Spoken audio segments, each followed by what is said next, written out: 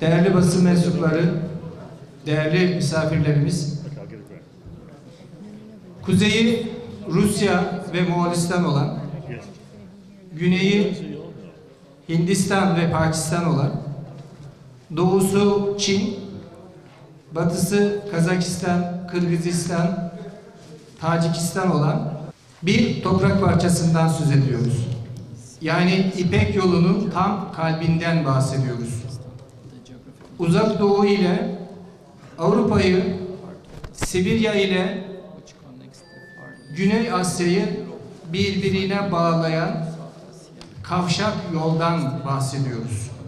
Bu 1.828.000 metrekarenin sadece 90.000 metrekaresi ormanlık alan, geriye kalan kısım tarıma elverişli, ektiğiniz her şeyin fazlasıyla karşılığını aldığınız verimli topraklardan bahsediyoruz. Türk Halk Cumhuriyeti son 72 yıldır Doğu Türkistan'ı işgal ediyor ve acımasız bir sömürgeleştirme ve soykırım politikası uyguluyor.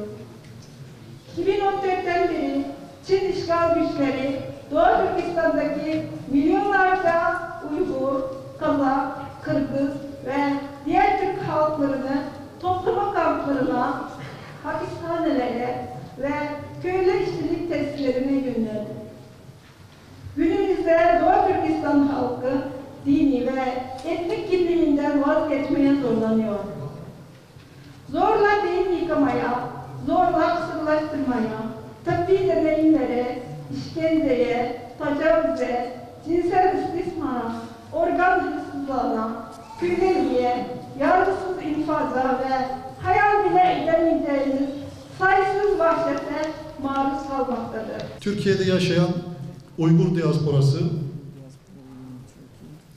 Uluslararası Ceza Mahkemesi Çin yetkilileri tarafından işlendiği iddia edilen soykırım ve insanlığa karşı suç hakkında soruşturma açmaya çağırdı. Öncelikle. Daha sonra Temmuz 2020'den bu yana Uluslararası Ceza Mahkemesi'ne konu hakkında soruşturma açmaya yetkili olduğuyla ilgili deliller 3 dosya halinde ve 3 farklı tarihlerde sunuldu.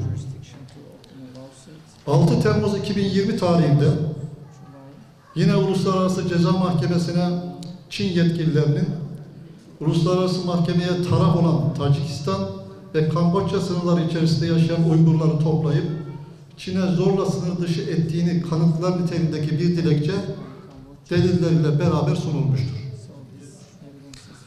Toplanan delillere, kanıtlara göre 2016-2018 yılları arasında Tacikistan'dan sınır dışı edilen Uygurların sayısında hızlı bir artışın olduğu ve orada yaşayan Uygurların nüfusunun %85 oranında bir azalma olduğu tespit edilmiştir. Tacikistan, Kırgızistan, Özbekistan ve Kazakistan'da derinlemesine yapılan bir saha araştırmasında toplanan veriler konuyu doğrular niteliktedir. Dördüncü bir delil sunma sürecinin önümüzdeki haftalarda yapılması da planlanmaktadır. Eğer konu hakkında soruşturma açılırsa, bu Uluslararası Ceza Mahkemesi'nin Orta Asya'da başlattığı ilk soruşturma olacaktır. Deliller, Doğu Türkistan sürgündeki hükümeti, Doğu Türkistan Ulusal Uyanış Hareketi ve diğer tüm Uygur mağdurlar adına Rodney Dixon öncülüğünde bir avukat ekibi tarafından sunulmuştur. Pekin Kış Olimpiyatları 4 Şubat tarihinde 3 gün sonra başlayacaktır. Bu ise Amerika Birleşik Devletleri ve Birleşik Krallık başta olmak üzere 14 ülkenin Uygur soykırımı nedeniyle olimpiyat oyunlarını diplomatik boykot etmesini beraberinde getirmiştir. Bugün İstanbul'da düzenlenen bu etkinlikte Türkiye'de yaşayan Uygur diasporasının fertleri, Uluslararası Ceza Mahkemesi Savcılık Ofisi'nin Çin yetkilileri tarafından Uygurlara karşı işlendiği iddia edilen soykırım ve insanlığa karşı suç hakkında soruşturma başlatması ile ilgili çağrıda bulundu. Bu dilekçe Doğu Türkistan sürgündeki hükümeti, Doğu Türkistan Ulusal Uyanış Hareketi ve diğer Uygur mağdurlar adına hareket eden bir avukat ekibi tarafından Uluslararası Ceza Mahkemesi Savcılık Ofisi'ne 3 ayrı delil sunum süreciyle beraber iletildi. Dilekçede Çin'in Roma statüsüne taraf olamamasına rağmen Uluslararası Ceza Mahkemesi'nin Çin yetkililerine karşı soruşturma açmaya yetkili olduğunu kanıtlayan deliller bulunmaktadır. Bu avukat ekibine İstanbul'daki bu etkinlikte konuşma yapan, biraz sonra işte sorular cevaplandıracak olan başta İngiliz avukat Rodney Dixon öncülük etmektedir. 6 Temmuz 2020 tarihinde yapılan ilk başvuru, Uluslararası Ceza Mahkemesi'nin konu hakkında soruşturma açılması talebi ile ilgilidir. Başvuru dilekçesi, Uygurların Çin yetkilileri tarafından Kamboçya ve Tacikistan gibi Uluslararası Ceza Mahkemesi'ne üye ülkelerde gözaltına alındığıyla ilgili delilleri göstermektedir. 10 Haziran 2021 ve 11 Kasım 2021 tarihlerinde ilk başvuruyu destekler nitelikteki deliller Uluslararası Mahkemeye, Savcılık Ofisi'ne sunulmuştur. Önümüzdeki haftalarda ise daha derinlemesine yapılan araştırma ve veri toplama sürecine göre 4. defa delil teslim ve tevdi sürecinin başlatılması planlanmaktadır.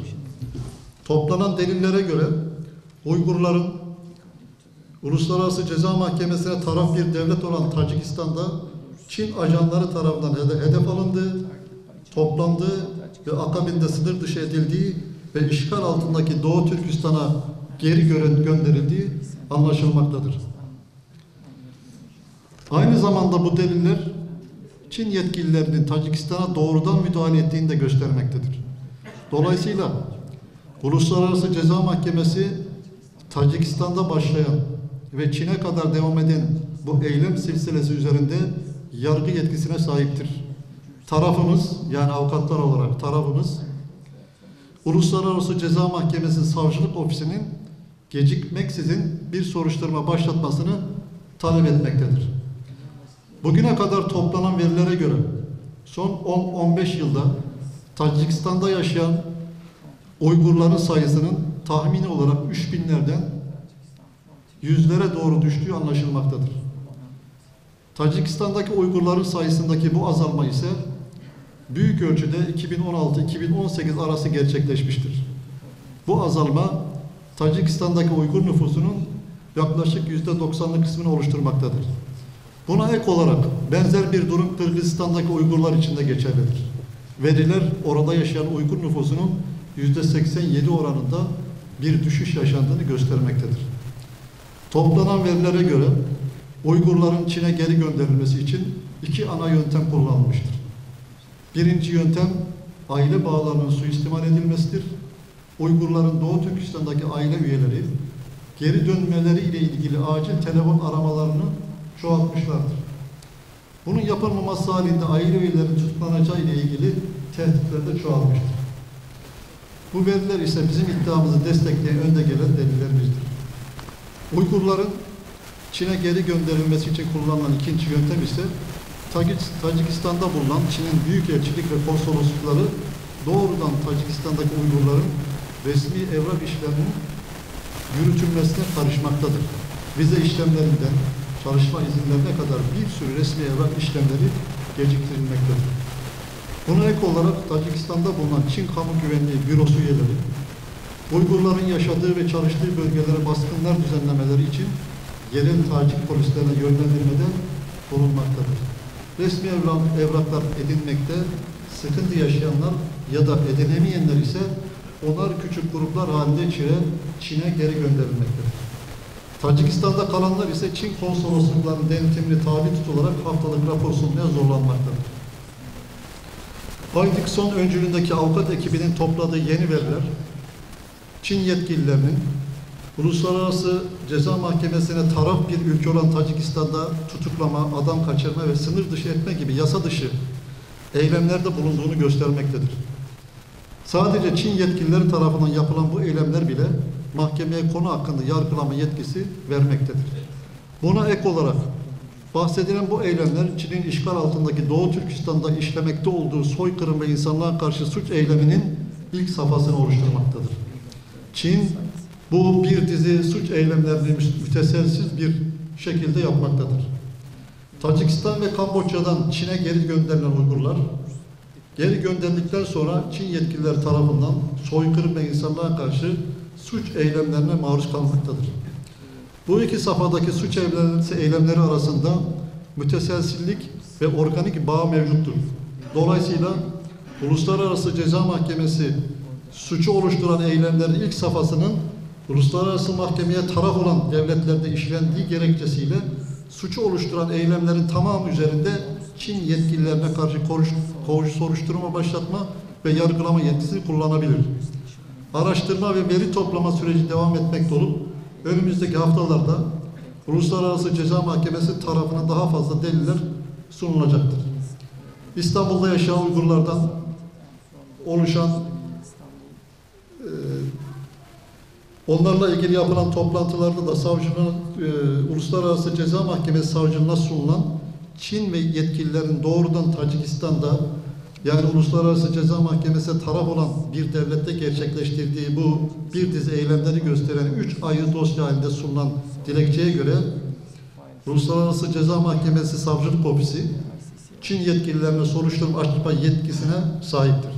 Sunulan delillere bakıldığında Çin yetkililerinin Uluslararası Ceza Mahkemesi'ne taraf olan bir devlette yaşayan Uygurları toplayıp onları bir daha haber alınamayacakları Çin'e geri göndermeye yönelik oldukça düzenli ve sistematik bir planın olduğu aşikardır. Uluslararası Ceza Mahkemesi Savcılık Ofisi'ni konu hakkında hızlı hareket etmesine ve her gün durumu kötüye giderken bir an önce konu hakkında soruşturma başlatmasını çağırıyoruz. And it was for this reason that the East Turkestan government in exile instructed us, the legal team, to see whether we could find a route to the ICC, which, as you know, is a permanent international criminal court based in The Hague, established directly in order to investigate alleged genocides and crimes against humanity throughout the world. Bu sebeplerden dolayı sürgündeki Doğu Türkistan hükümeti ICC'ye yani Uluslararası Ceza Mahkemesi'ne bir soruşturma açmak için bir yol bulmak için bu avukatlar takımını idare etti. Bildiğiniz gibi bu Uluslararası Ceza Mahkemesi daimi bir mahkemedir, Lahey'dedir ve kuruluş amacı soykırım ve insanlığa karşı suçları soruşturmaktır.